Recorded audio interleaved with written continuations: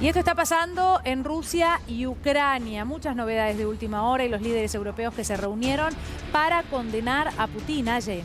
Sí, efectivamente. Bueno, esto surge también producto de lo que pasó en la madrugada de ayer, donde se escucharon bombardeos en la zona de Zaporilla. Sabemos que esa zona es donde está ubicada la central nuclear más importante de Europa y es por eso que preocupa tanto lo que está pasando en esa zona. ¿Qué es lo que pasó? Bueno, después de los bombardeos quedaron 3 personas muertas y más de 12 heridos, lo cual da cuenta también de la gravedad y cómo se sigue también afectando, sigue estando implicados los civiles, las personas civiles en esa cruce de fuego entre las tropas rusas y las tropas ucranianas.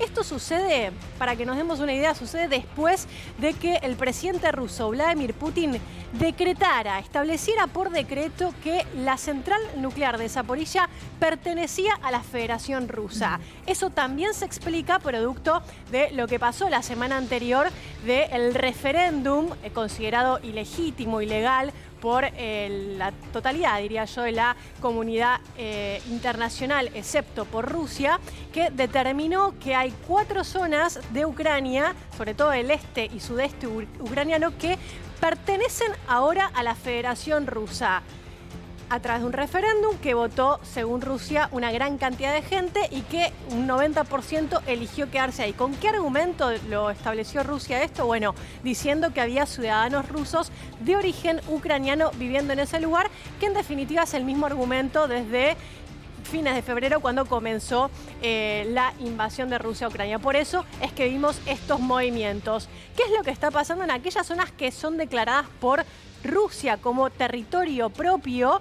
Y sobre todo ahora, después, insisto, de este referéndum, lo que está sucediendo también es que se estableció esto en zonas donde no está totalmente bajo control de las tropas rusas. Entonces, se está generando este tipo de cruces. Digo, ya insisto, Jersón, Zaporilla, son zonas que están parcialmente controladas por los rusos. Sí. Y eso genera este tipo de enfrentamientos. Aye, ¿qué pasó con Francia? Porque fue convocado el embajador y esto tiene que ver con el envío de armas, ¿no? Sí, el envío de armas, y vos mencionabas también otro dato importante que es lo que pasó hoy en de hecho el nombre es la Comunidad Política Europea, que es una reunión inaugural que se dio en el día de hoy de 40 líderes de los grandes estados europeos. Estamos haciendo referencia también a que ellos se juntaron básicamente porque es para ampliar los lazos de coordinación y cooperación internacional y sobre todo también te diría en términos de, de alianzas, no digo militares, pero sí político, para establecer algún tipo de respuesta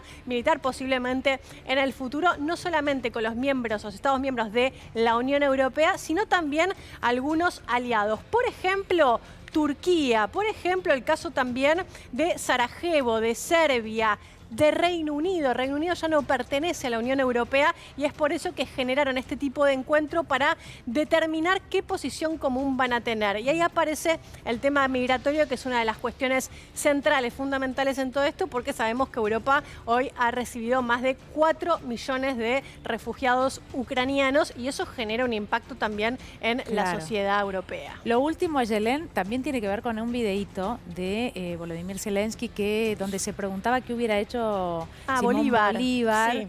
Una locura, una locura. Contanos vos un poco a modo de resumen, a ver. Sí, lo tenemos para ver, no sé si lo tenemos. No sé si está, por eso te pido que vos que lo cuentes. Fue interesante, pero es el recurso que utiliza. Porque los estoy sorprendiendo al aire, perdón. Fue en la reunión de la OEA, en la Asamblea General de la OEA, donde él hizo referencia a qué hubiese hecho Bolívar en una situación, qué posición hubiese tomado Bolívar en una situación como esta. Es un recurso, me sonrío porque es un recurso que ha utilizado mucho Zelensky en todo esto, que es hablar a Italia y mencionar referencias al fascismo italiano, hacer referencia a la Revolución Francesa en el Parlamento, en el Congreso francés, el Parlamento francés, etcétera. Suele tener este tipo de respuestas o mencionar a Churchill ante el Parlamento británico. Bueno, él es actor también, ¿no? Hace ese tipo de menciones para generar algún tipo de interpelar, digamos, al interlocutor que lo está mirando, pero genera este tipo de respuestas. ¿Qué es lo que dijo vinculado también a esto, a las declaraciones de Zelensky? Dijo que Zaporilla, la central nuclear, es ucraniana, y también implicó ahí, y esto es importante, a Rafael Rossi, presidente argentino, el presidente o director de la Organización Internacional de Energía Atómica, que también en el día de hoy dijo que la central es ucraniana y no es rusa, digo, tratando de involucrar a los distintos actores. Bueno, él es muy colorido, ya lo vimos en la portada de la revista Vogue, en medio de lo que es la destrucción en Ucrania y demás, pero lo cierto es que, bueno, si no hubiera algún contexto de guerra de por medio, ¿no? Todo podría ser mucho más entretenido. Esto tiene que ver con la vida de las personas y por momentos, incluso creo que fueron los premios Grammy, donde sí, los Grammy habló.